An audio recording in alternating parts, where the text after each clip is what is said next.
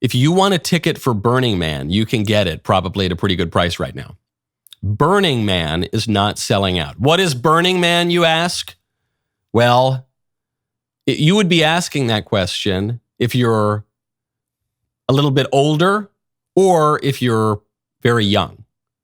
Burning Man is millennial Woodstock.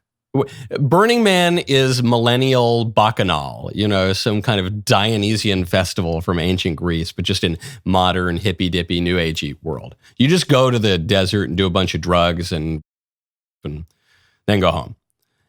Burning Man has been really, really popular for more than a decade. For that period of time, Burning Man tickets have sold out almost immediately, sometimes in a matter of minutes.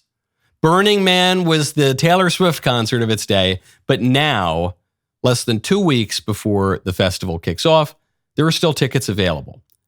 People don't want to go to Burning Man. And I love this because Burning Man is really bad. I mean, you could probably ascertain my opinion of the festival from how I described it, but it's just a weird pagan. But it's not even as cool as it's just like a sad, modern, liberal simulacrum of.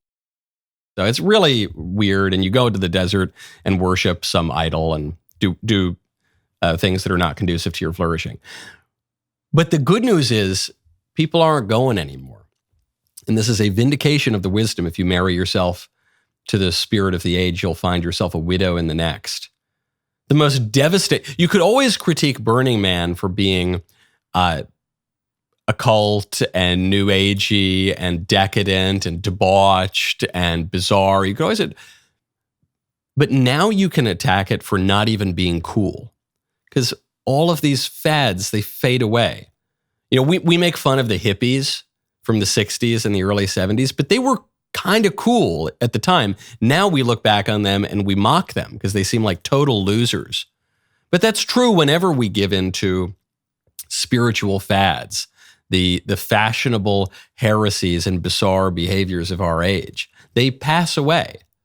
And the things that endure are true religion, for starters, but even at a lower level, tradition endures. And so we mock the old fogies who are traditionalists, but think about it with fashion. If you buy a powder blue tuxedo with ruffled shirts and big bell bottoms, you might seem hipper than the guy wearing a classic black tuxedo in 1974. But by 1984, you're going to look like a joke. You're going to be mocked. People are going to make fun of your prom photos. If you wear the classic black tuxedo, you're going to look pretty good regardless of the age. This is true in political forms. It's certainly true of religion. If you go with true religion, you might not always seem like the hippest, but that religion's going to be enduring. Those political views even are going to be enduring. Do not fall for the burning men of politics, society, culture, and religion. Right now, go to hallow.com/Knowles. The Hallow app offers an incredible range of guided meditations and prayers that are designed to help you deepen your spirituality and strengthen your connection to God. With Hallow, you can embark on a journey of exploration, diving into different themes and types of prayer and meditation. For the third year in a row, Hallow is having their wildly popular Saints in 7 Days Prayer Challenge, where over the course of 4 weeks, you will journey through the life of an incredible saint, learning more about that saint's faith, that saint's story, and that saint's ultimate surrender to the will of God in his or her life. The challenge will kick off August 5th. Saints in 7 Days goes deep into the lesser-known parts of a saint's life to show that while their journeys to sainthood were filled with God's grace and glory, they also included human struggles, great suffering, mistakes, and a profound need for God's mercy. Download the app for free. Join the challenge at hallow.com/Knowles. hallow.com/Knowles, Knowles, for an exclusive 3-month free trial of all 10,000 plus prayers and meditations. That is hallow.com/Knowles. Kamala Harris's campaign has just declared it will not support Medicare for all. A campaign official told Peter Doocy, who's the Fox News White House correspondent, that Harris will not be pushing the subject of single-payer healthcare, Medicare for all. She's not pushing that, okay? And it's a dastardly Republican lie to suggest that she would. Where on earth would Republicans get the idea that Kamala Harris supports Medicare for all. I want to give credit to Bernie. Take credit, Bernie. You brought us this far in Medicare for all. I support Medicare for all. I always have. That was September 12th, 2019. I support Medicare for all. I always have. Now her campaign says she will not support Medicare for all. She will not support single-payer health care. She couldn't say it more clearly, and she's said it in other places than that. So we come to one of two conclusions. Either Kamala is lying to us now, or she has no principles. Because notice, she's not even saying, Bernie, I think this might be kind of an interesting idea. She's saying, I support Medicare for all. I've always supported Medicare for all. So what is it? Is she lying now, or does she have no principles? Why not both? She is certainly lying to us now. She's lying to us about a lot of things. Her campaign's lying to us about how she supports closing the border. She could do it tomorrow if she actually believed that. And also, she doesn't really have any principles. But I do think she believes in this idea. So how is she getting away with it?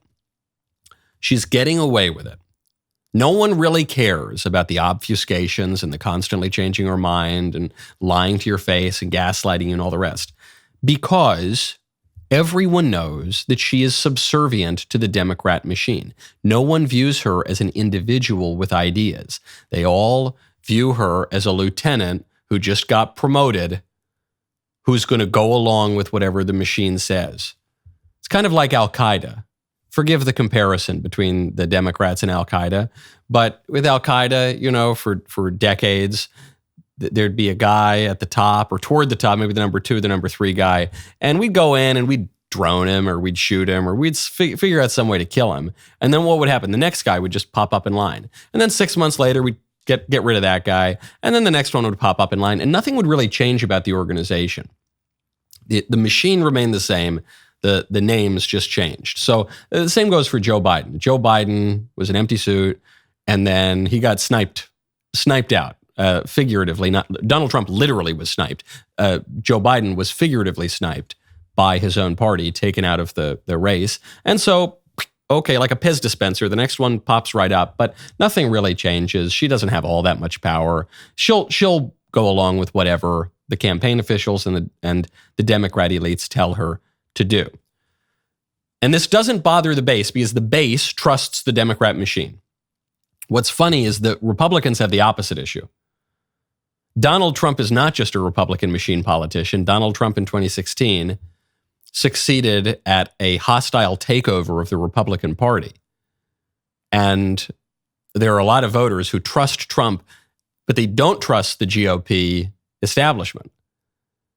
Trump has his own ideas and he pushes his own ideas, and sometimes the GOP establishment really hates it. Sometimes the GOP establishment keeps its mouth shut, but it's the opposite here. For the Republicans, it's all about the individual, this guy Trump, who's really shaken up the party. For the Democrats, the individual doesn't mean anything at all.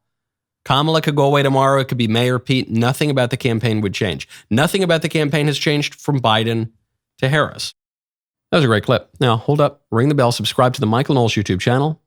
We'll see you next time.